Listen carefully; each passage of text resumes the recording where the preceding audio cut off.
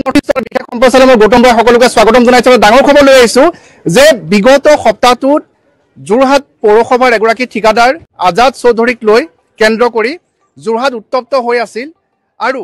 আজি আমি দেখুৱাইছোঁ যে যোৰহাটৰ আজাদ চৌধুৰীৰ যিটো বাসগৃহ আছিলে যোৰহাট পৌৰসভাৰ মাটিত আৰু আজি ইতিমধ্যে আজাদ চৌধুৰী বাসগৃহত উচ্ছেদ অভিযান চলাব লাগে আৰু তাৰ বাবে ইতিমধ্যে বৃহৎ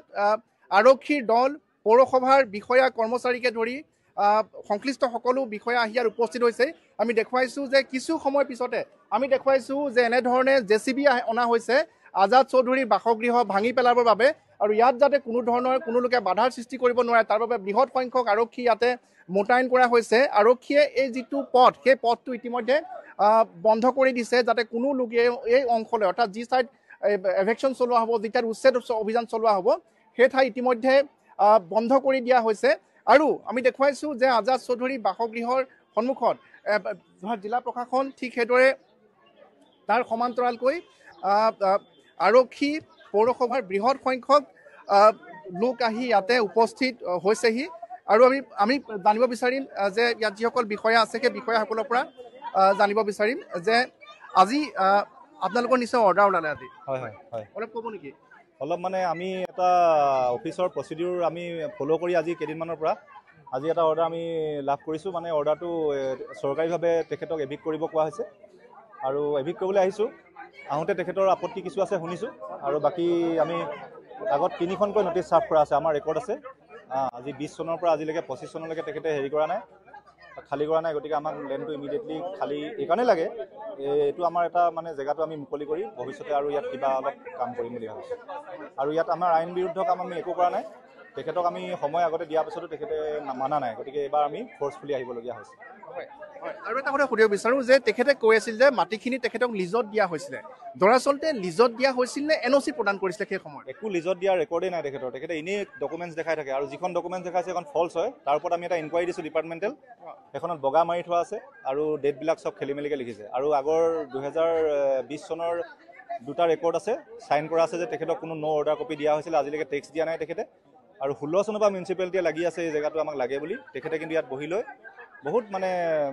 বাধাৰ সৃষ্টি কৰিছে আমাৰ অফিচিয়েল কামত, সেইকাৰণে তেখেতক আজি ফ'ৰ্চফুলি আহিবলগীয়া হৈছে। ইয়াতে যিটো এভেকশ্যন চলাবলৈ আহিছে এতিয়া তাত মাটি কিমান আছে আপোনালোকৰ? এইটো আমাৰ 14 লোচা আছে। একচুৱেলি আমাৰ 6 বিঘা আছিলে, তাতে স্কুল 2খন আছে আৰু স্লটাৰ হাউচ এটা আছিলে আৰু বাকী হৰিজন কলনী 60 ঘৰ মানুহ বহি আছে।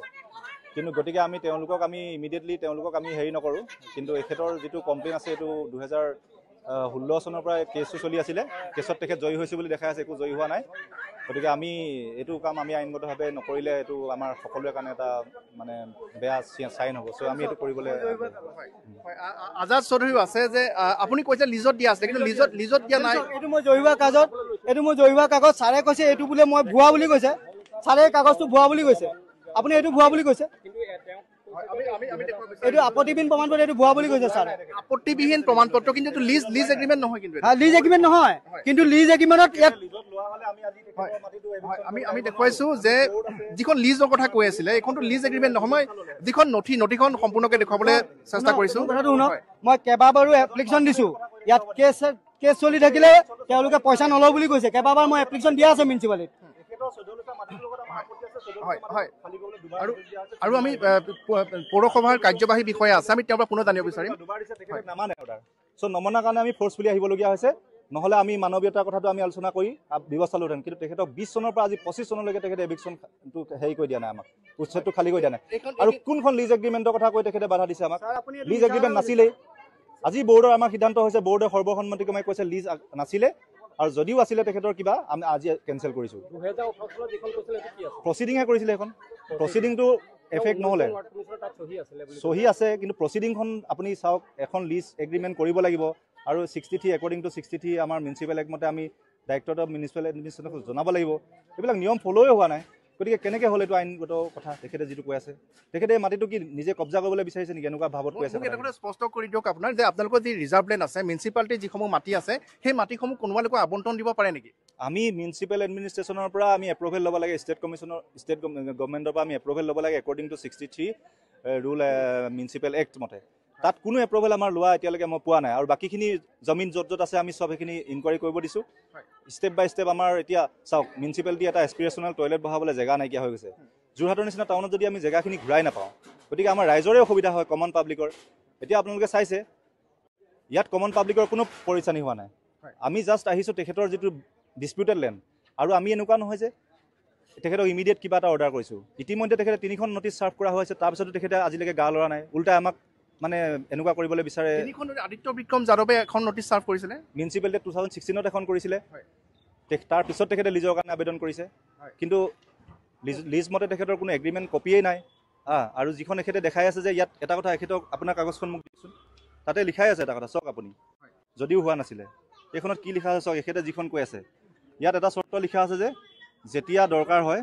উক্ত জমিত কোনো ধৰণৰ স্থায়ী অস্থায়ী নিৰ্মাণ কৰিব নোৱাৰিব এইটো কি বনালে তেখেতে এইটো আৰু ইয়াত লিখা আছে কি যে ইয়াত লিখা আছে এটা কথা যে এই চৰকাৰ অথবা পৌৰসভাৰ আৱশ্যক হ'লে এই জমি সমজাই দিব লাগিব তেখেতক আমি 20 চনৰ পৰা নটিছ দিয়া আছোঁ কিয় সমজাই দিয়া নাই আছে মোৰ লগত আপুনি যেনেকৈ ডকুমেণ্ট দেখাইছে মোৰ লগতো ফাইল স্যাৰ আপোনাৰ ওচৰত একো নাই মোৰ খাজানা ৰচিদো আছে এইটো মাটি বেদখলকাৰী খাজানা আছে কিন্তু যি ঠিক আছে মই আপোনালোকৰ মাটি এৰি দিম কিন্তু আপোনালোকে মোক নটিছটো দিব লাগিব মই আপোনাৰ যিখন নথি আছে এবাৰ যদি নথিখন দেখুৱাই কেছ জিকা নহয় যিখন নথি আছে মই দেখুৱাব বিচাৰিছোঁ এইখন হৈছে যিখন আপত্তিবিহীন প্ৰমাণপত্ৰ প্ৰথম কথাটো স্পষ্ট কৰি দিব বিচাৰিছোঁ যে এইখন হৈছে আপত্তিবিহীন প্ৰমাণপত্ৰ কোনো লিজ এগ্ৰিমেণ্ট নহয় যিটো লিজ এগ্ৰিমেণ্ট আছে বুলি কথা এটা ওলাই আছিলে সেইটো নহয় আৰু ইয়াত যিখিনি কথা লিখা আছে আমি দেখুৱাব বিচাৰিছোঁ ইয়াৰ দ্বাৰা আপত্তিবিহীন প্ৰমাণপত্ৰ দিয়া যায় যে ইংৰাজী 3/7/2018 তাৰিখে অনুষ্ঠিত হোৱা পৌৰসভাৰ বিশেষ সাধাৰণ সভাৰ সিদ্ধান্ত অনুযায়ী শ্ৰী আজাদ চৌধুৰী পিতা মৃত আলী চৌধুৰী ৰজাবুদ্দা মন্দিৰৰ কাষত ব্যৱহাৰ কৰি থকা 1 নং নগৰ মহল মৌজাৰ 6 নং ব্লকৰ 1650/1581 ডাগৰ চদলোচা জমি তেখেতৰ নামত তলত চৰ্ত সাপেক্ষে 10 বছৰৰ বাবে লিজত দিয়া হ'ল এখন আপত্তিবিহীন প্ৰমাণপত্ৰ কিন্তু লিজত দিয়া বুলি লিখা হৈছে কিন্তু আজাদ ডাঙৰীয়া যিটো লিজ হ'লেতো আমি জানো যে কোৰ্টত এগ্ৰিমেণ্ট হয় চাওক মোৰ কথাটো শুনক এইটো হ'ল মোৰ আপত্তিবিহীন প্ৰমাণপত্ৰ ইয়াত আৰু দ্বিতীয়তে যিখিনি কথা লিখা আছে মই পুনৰ নিউজ 18 অসম নৰ্থ ইষ্টৰ দৰ্শকৰ বাবে জনাব বিচাৰিছোঁ ইয়াত যিখিনি চৰ্ত আছে বৰ্তমান স্থানত যেনেধৰণে জমি ব্যৱহৃত হৈ আছে তেনেধৰণে থাকিব লাগিব কোনো ধৰণৰ নতুন স্থায়ী অস্থায়ী নিৰ্মাণ কাৰ্য কৰিব নোৱাৰিব উক্ত জমিত কোনো ধৰণৰ অসামাজিক অবৈধ ব্যৱসায় আদি কৰিব নোৱাৰিব চৰকাৰ অথবা পৌৰসভাৰ আৱশ্যক হ'লে এই জমি সমজাই দিব লাগিব অৰ্থাৎ এই জমি বৰ্তমান পৌৰসভাৰ প্ৰয়োজন হৈছে আৰু প্ৰয়োজন হোৱাৰ বাবে তেখেতসকলৰ যিখিনি নিয়ম আছে সেই নিয়ম অনুসৰি পৌৰসভা কৰ্তৃপক্ষ যোৰহাট জিলা প্ৰশাসন সকলোৱে মিলি নিয়ম অনুসৰি সেই মাটিত বৰ্তমান তেখেতক নটিছ দিয়া হৈছিলে নটিছ নমনাৰ বাবে তেওঁলোকে আজি জিলা প্ৰশাসন বা সংশ্লিষ্ট কৰ্তৃপক্ষক উচ্ছেদ কৰিবলৈ আহিছে মই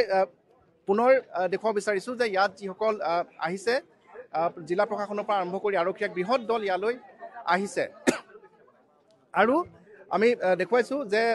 ইয়াত যাতে কোনো ধৰণৰ আইন শৃংখলাজনিত পৰিস্থিতিৰ সৃষ্টি নহয় তাৰ বাবে বৃহৎ সংখ্যক আৰক্ষী ইয়াতে মোতায়েন কৰা হৈছে আৰু এই স্থানতে আৰু আজাদ চৌধুৰীৰ যিটো বাসগৃহ আমি তেওঁলোকৰ যিসকল লোক আছে তেওঁলোকৰ পৰা কিছু কথা জানিবৰ বাবে চেষ্টা কৰিম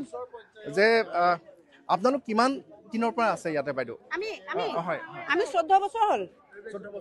তাৰ আগৰ পৰা 37 বছৰৰ পৰা ইয়াৰ খাজানা দিছিলে জয়লাল বাজপেয়ী আছিলে মোৰ মানুহজনৰ চিতাবহীত নাম উঠোৱা 14 বছৰ হ'ল যোৰহাট কোৰ্টত চিতাবহীত মোৰ আজাদ চৌধুৰীৰ নাম আছে আমি ইয়াত টেক্স দি আছো সব দি আছো খাজানা তেতিয়া দিয়া আছিলে খাজানা দিয়ে ৰেজিষ্ট্ৰেশ্যন কৰোৱা আছিলে কিন্তু বস্তুটো লিগেল নহ'লে বুলি ভাবিছো আমি আৰু আমাক ইয়াত 18 চনতে বস্তুটো আমাক লিজত দিছিলে লেভিনুহে লোৱা নাছিলে কিন্তু 18 চনত আমাক লিজত দিছিলে আৰু ইয়াত কেতিয়াৰ পৰা আছে আপোনালোক বসবাস কৰি আছে ইয়াত আমিতো লোৱা 14 বছৰ হ'ল 14 বছৰ হয় আমি তাৰ আগৰ যিগৰাকী লৈছিলে আমি জীয়েকৰ পৰা আমি দখলস্বত্ব লৈছিলো তেওঁলোকে 37 বছৰ হ'ল তেওঁলোকৰ নাম কি আছিল তেওঁলোক জয়লাল বাজপেয়ী আছিলে আৰু তেওঁলোকে হেৰি দিয়া আছিলে হেৰি টেক্স দিয়া হেৰি খাজানাও দিয়া আছিলে আৰু আমি জনামতে অতীতত জনামতে এইডোখৰ মাটি কোনো মিউনিচিপালিটিৰ নহয় মহাত্মা গান্ধী থকা অৱস্থাত ডনেট দিছিলে মাটিখিনি অলপ যদি বেয়া নাপায় ভিতৰত আমি চাব পাৰোঁ ভিতৰত সোমাইকৈ ঘৰটো এবাৰ আমাৰ নহয় একো আমাৰ একো নহয় এতিয়া আৰু ক'বলৈ নাই আৰু অন্য যেতিয়া কৰিলে চাবলৈও নালাগে হ'ব দিয়ক আমি দেখুৱাইছোঁ যে এইটোৱে হৈছে বাসগৃহ যিটো বাসগৃহ কেন্দ্ৰ কৰি যোৰহাটত ব্যাপক প্ৰতিবাদ হৈছিলে বীৰ লাচিত সেনা অসমে যোৱা শনিবাৰে যোৰহাটৰ এক সমদল উলিয়াই হয় সমদল উলিওৱাৰ লগতে যোৰহাটৰ জিলা আয়ুক্তৰ কাৰ্যালয়ৰ সন্মুখত এক বিশাল প্ৰতিবাদী কাৰ্যসূচী ৰূপায়ণ কৰিছিলে আৰু এসপ্তাহৰ বাবে সময় বিচাৰিছিলে আৰু আজি যিখন পৌৰসভাৰ বৰ্ড মিটিং সেই বৰ্ড মিটিং অনুষ্ঠিত হয় পুৱাত আৰু কিছু সময় পূৰ্বে বৰ্ড মিটিং শেষ হৈছে আৰু সেই বৰ্ড মিটিঙত যি সিদ্ধান্ত হ'ল আৰু সেই সিদ্ধান্ত অনুসৰি বৰ্তমান সেই সিদ্ধান্ত কাৰ্যকৰী কৰিবৰ বাবে বৰ্তমান এক বৃহৎ দল ইয়ালৈ আহিছে আপুনি বাইদেউ কি ক'ব খুজিছিলে মই ক'ব খুজিছোঁ যিটো বস্তুটো মানে হেৰি হ'লে কি আমাক মানে হেৰিৰ পৰা চাৰ্কুল অফিচৰ পৰা আমাক অহা কালিলৈ আমাক ডকুমেণ্টছখিনি আমাক জমা দিবৰ কাৰণে তেওঁলোকে এখন যিখন পিটিশ্যন দিছে আমি অহা কালিলৈ বালিয়া মিউনিচিপালিটি বোলে পৌৰসভাৰ পৰা চাৰ্কুল অফিচলৈ বোলে গতাইছে বুলি শুনিছোঁ সেইটো কাৰণে আমাক উকিলে ক'লে সেইটো কাৰণে ভাবিছোঁ যে কালি আমি ডকুমেণ্টছখিনি আমি জমা দিম দেখুৱাবৰ কাৰণে আমাক এইটো সময়ে নিদিলে আৰু 18 চনত লিজত দিয়া তেতিয়াহ'লে কোনো এইটো মূল্য নাই নেকি এখন বাইদেউ লিজ এগ্ৰিমেণ্ট নহয় লিজ এগ্ৰিমেণ্ট হ'লে যিটো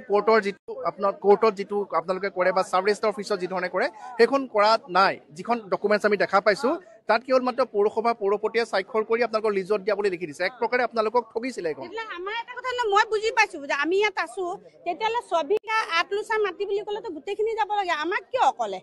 সেইটো আমি নাজানো যিহেতু আপোনালোকক নটিচ দিছিলে আজি পৰা লাচি থানাক যেতিয়া মোৰ মানুহজনে কোনো বেয়া ব্যৱহাৰ কৰা নাছিলে জাষ্ট চিম্পুল মানুহ তেওঁ যেনেকৈ নিজৰ সৰলতা তেনেধৰণে খালি এটা ফোন কৰি এটা কল কৰিছিলে কৈছিলে যে এইটো নহয় দাদা এইটো বোলো হেৰি কবস্থান ৰোড সেইটোৱে জগৰ হৈ গ'ল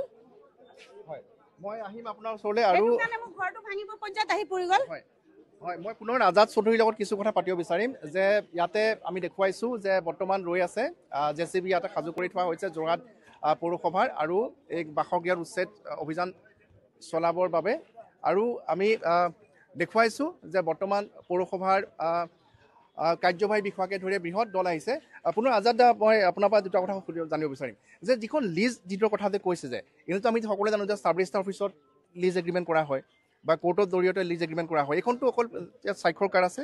ইয়াত স্বাক্ষৰ আছে পৱন বৰদলৈ পৌৰপতি যোৰহাট পৌৰসভা 24/3/2020 আৰু তেতিয়া আমি জনাব বিচাৰিছোঁ বিশেষকৈ নিউজ 18 অসম নৰ্থ ইষ্টৰ দৰ্শকসকলক যে এই পৌৰসভাখন কিন্তু কংগ্ৰেছৰ পৌৰসভা নাছিলে এখন বিজেপি পৌৰসভা আছিলে বিজেপি পৌৰসভা আছিলে বিজেপি নেতৃত্বাধীন পৌৰসভাই আজাদ চৌধুৰীক আৰু সেই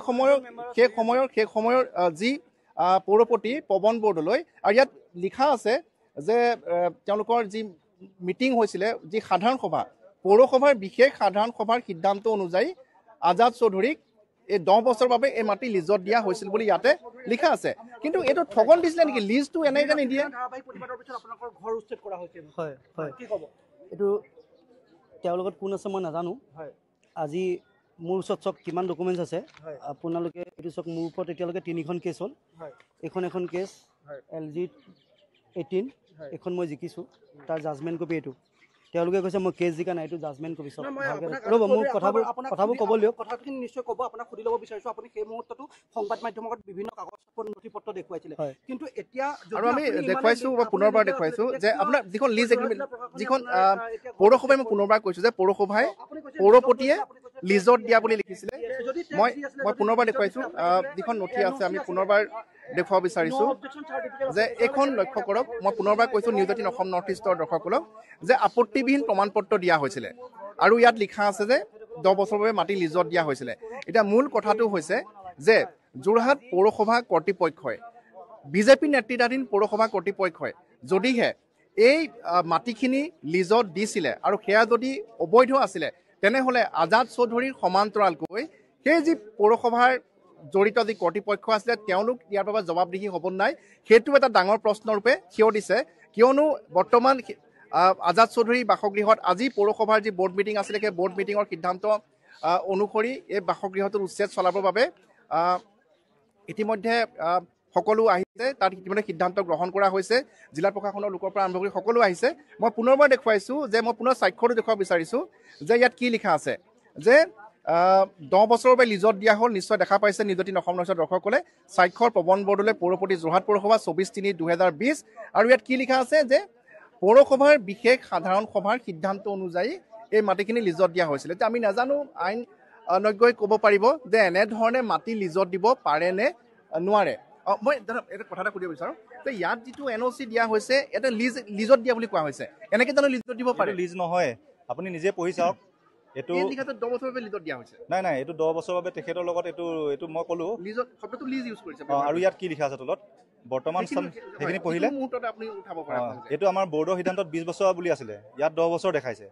আৰু যিটো পইচা তেখেতে লিখিছে 26,000, 6,720 20,000 এইবোৰ কোনো পইচা দিয়া নাই। আৰু 2 নম্বৰতে তেখেতে এইটো যিটো কৈছে 24/3 উলিয়াইছে, কিন্তু তাৰ পিছত এটা আমাৰ অফিচৰ পৰা ৰিপৰ্ট দিয়া হৈছিলে যে 13/5/2024 এক্সিকিউটিভ ইঞ্জিনিয়াৰ আৰু আমাৰ বৰবাবুৱে চহী কৰিছিলে যে নো চাচ ৱৰ্ক অৰ্ডাৰ ৱাজ ইছ্যুড। চ' সেইটোৰ ওপৰত ভিত্তি কৰি আমি যেতিয়া ইছ্যু ৰেজিষ্টাৰখন চাইছোঁ তাতে হোৱাইট এনাৰ মৰা আছে, এইখন ইছ্যু কৰা দেখাইছে 24ত, কিন্তু ৰেজিষ্টাৰত আছে 23। মানে আমি এটা কথা ক'ব পাৰোঁ যে পৌৰসভাৰ একাংশ লোক এই সমগ্ৰ প্ৰক্ৰিয়াটো জড়িত হৈ আছে। এইটো একাংশ বুলি নকওঁ মই, এইটো ইনকুৱাৰী আমি দিছোঁ আৰু এইটো DC ছাৰকো ইতিমধ্যে জনোৱা হৈছে যে আমাৰ ভিতৰত এইটো এটা কিবা এটা হৈ আছিলে। চ' এই কাগজখনৰ ওপৰত আমি এটা ইনকুৱাৰী দিছোঁ ডিপাৰ্টমেণ্টেলি। আৰু আমি জনাব বিচাৰিছোঁ যে উচ্ছেদ হ'ব, আজাদ চৌধুৰীৰ বাসগৃহত উচ্ছেদ হ'ব, কিন্তু এই যিখন নথি আজাদ চৌধুৰীক প্ৰদান কৰি এই মাটিখিনিত থাকিবৰ বাবে, ঘৰ বনাবৰ বাবে যি অবৈধভাৱে এনেধৰণৰ লিজ শব্দ ইয়াত ব্যৱহাৰ কৰা হৈছিলে, যোৰহাট পৌৰসভাৰ যে একাংশ লোক ইয়াত জড়িত হৈ আছে সেই কথা এই কাগজখনেই প্ৰমাণ কৰিছে। গতিকে এতিয়া যোৰহাট জিলা প্ৰশাসনে এই ক্ষেত্ৰত তদন্ত কৰাটো অতিকৈ প্ৰয়োজনীয় হৈ পৰিছে। আমি বাৰম্বাৰ বাতৰি সম্প্ৰচাৰ কৰি আহিছোঁ যে যোৰহাট পৌৰসভাত কেনেধৰণে অনিয়ম চলি আহিছে, দুৰ্নীতি চলি আহিছে। তাৰ এক জ্বলন্ত উদাহৰণ হৈছে এই নথিখন সেই সময়ত বিজেপি নেতৃত্বাধীন পৌৰসভাই প্ৰদান কৰিছিলে, বিশেষ তেওঁলোকৰ সাধাৰণ সভাৰ সিদ্ধান্ত অনুযায়ী। আৰু গতিকে এই দিয়াৰ লগত যিসকল জড়িত হৈ আছিলে তেওঁলোকৰ ওপৰত ব্যৱস্থা গ্ৰহণ কৰা হ'বনে নাই সেইটো এটা ডাঙৰ প্ৰশ্ন হৈ পৰিছে। আৰু আমি এই মুহূৰ্তত দেখুৱাইছোঁ যে এক বৃহৎ সংখ্যক আৰক্ষী প্ৰশাসনৰ লোক আহি ইয়াত উপস্থিত হৈছেহি উচ্ছেদ অভিযান চলাবৰ বাবে। আৰু আমি পৰিৱেশটো পুনৰবাৰ দেখুৱাইছোঁ নিউজ 18 অসম নৰ্থ ইষ্টৰ দৰ্শকসকলক যে কেনেধৰণে ইয়াতে এক বৃহৎ লোক আৰু ইতিমধ্যে তেওঁলোকে বাসগৃহৰ পৰা সামগ্ৰীসমূহ উলিয়াবৰ বাবে ইতিমধ্যে চেষ্টা কৰিছে। আমি দেখুৱাইছোঁ যে তেওঁৰ বাসগৃহটো ভঙাৰ পূৰ্বে যাতে সামগ্ৰীসমূহ উলিয়াই আনিব পাৰে তাৰ বাবে ইতিমধ্যে সকলো তেওঁৰ পৰিয়ালৰ লোকসকল ব্যস্ত হৈ পৰিছে। আজি পুৱাৰ ভাগত যিখন পৌৰসভাৰ বৰ্ড মিটিং অনুষ্ঠিত হৈছিলে সেই বৰ্ড মিটিঙত সিদ্ধান্ত লোৱা হৈছিলে আৰু সিদ্ধান্তৰ পিছতে তাৎক্ষণিকভাৱে সেই সিদ্ধান্ত কাৰ্যকৰী কৰাৰ বাবে ইয়াতে এক বৃহৎ দল আহি উপস্থিত হৈছেহি। আমি দেখুৱাই গৈছোঁ এই সমগ্ৰ দৃশ্য। আৰু ইয়াৰ পাছত কেনেধৰণৰ ব্যৱস্থা গ্ৰহণ কৰিব বা আজাদ চৌধুৰীৰ বাসগৃহত উচ্ছেদ অভিযান চলোৱাৰ পাছত ইয়াৰ সৈতে জড়িত যিসকল পৌৰসভাৰ লোক আছিলে সেই পৌৰসভাৰ লোকসকলক তদন্তৰ আওতালৈ অনা হ'ব নাই সেইটো এটা ডাঙৰ প্ৰশ্ন হৈ পৰিছে। কিয়নো নিউজ 18 অসম নৰ্থ ইষ্টে ধাৰাবাহিকভাৱে আমি বাতৰি সম্প্ৰচাৰ কৰি আহিছিলোঁ বিশেষকৈ পৌৰসভাৰ অনিয়ম সন্দৰ্ভত। আৰু আমি দেখুৱাইছোঁ যে এই মুহূৰ্ততো এনেধৰণে সকলো সাজু হৈ পৰিছে। আৰু কিছু সময়ৰ পিছতে হয়তো তেওঁৰ বাসগৃহৰ পৰা যিসমূহ সামগ্ৰী আছে সেই সামগ্ৰীসমূহ উলিয়াই নিয়াৰ পাছতে হয়তো এই বাসগৃহত উচ্ছেদ চলোৱা হ'ব। আৰু ইতিমধ্যে আমি দেখুৱাইছোঁ যে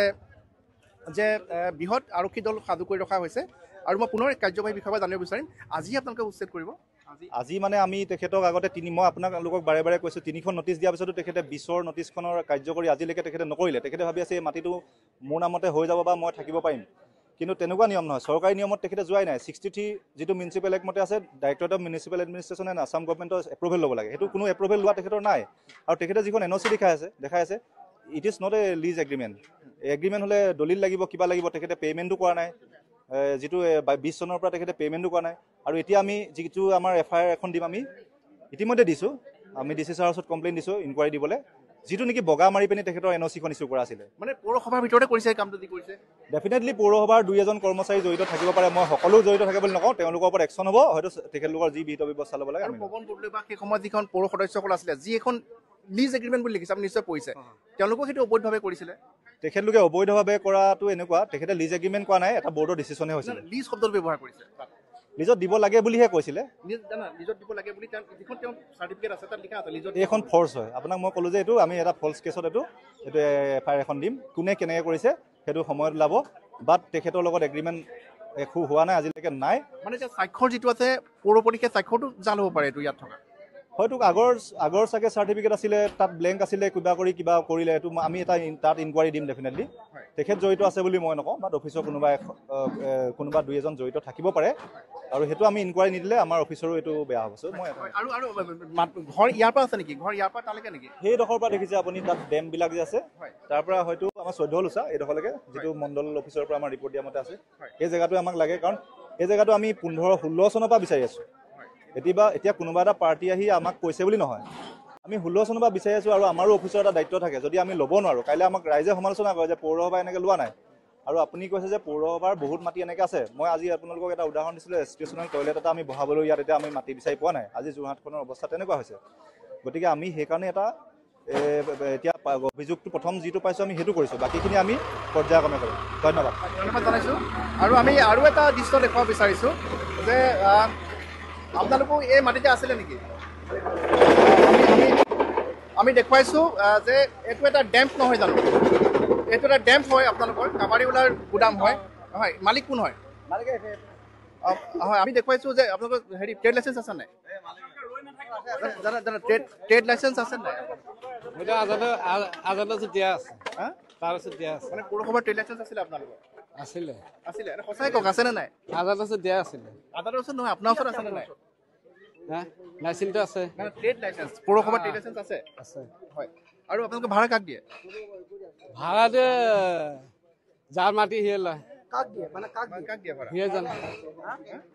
কাক দিওঁ আজাদক দিয়ে কিমান টকা দিয়ে কেইটকা দিয়ে 4,000 টকা দিয়ে 4,000 টকা দিয়ে আজাদক দিয়ে ভাড়া কেইটকা দিয়ে মানে ভাড়া দিয়ে আপোনালোকে হয় ভাড়া লৈছোঁ কিমান টকা দিয়ে আপুনি 4,000 টকা দিয়ে 4,000 টকা আমি পুনৰ দেখুৱাইছোঁ যে এটা ডেম্প আৰু যোৰহাটত বহু অবৈধ ডেম্প আছে আৰু বিশেষকৈ এই যিটো পথ সেই পথটোতে তেনেধৰণৰ বহুখিনি অবৈধ ডেম্প আছে কিন্তু তাৎপৰ্যপূৰ্ণ কথাটো হৈছে যে শেহতীয়াকৈ যোৰহাটত সৃষ্টি হোৱা উদ্ভৱ হোৱা পৰিস্থিতি কেন্দ্ৰ কৰি তাৎক্ষণিকভাৱে যোৰহাট জিলা প্ৰশাসনৰ হেঁচাত আমি দেখিবলৈ পাইছোঁ যে পৌৰসভাই এনেধৰণৰ ব্যৱস্থা গ্ৰহণ কৰিছে কিন্তু নিউজ 18 অসম নৰ্থ ইষ্টে বাৰম্বাৰ বাতৰি সম্প্ৰচাৰ কৰি আহিছিলোঁ অবৈধ ডেম্পৰ ওপৰত কৰিছিলোঁ এই অঞ্চলটোৰ ওপৰত কৰিছিলোঁ বা পৌৰসভাৰ যিসমূহ অনিয়ম সেই অনিয়মৰ ওপৰত কৰিছিলোঁ কিন্তু কোনো ধৰণৰ ব্যৱস্থা গ্ৰহণ কৰা নাছিলে আৰু এতিয়া আমি দেখুৱাইছোঁ যে সেই ডেম্পটো উচ্ছেদ অভিযান এনেধৰণে চলিছে গতিকে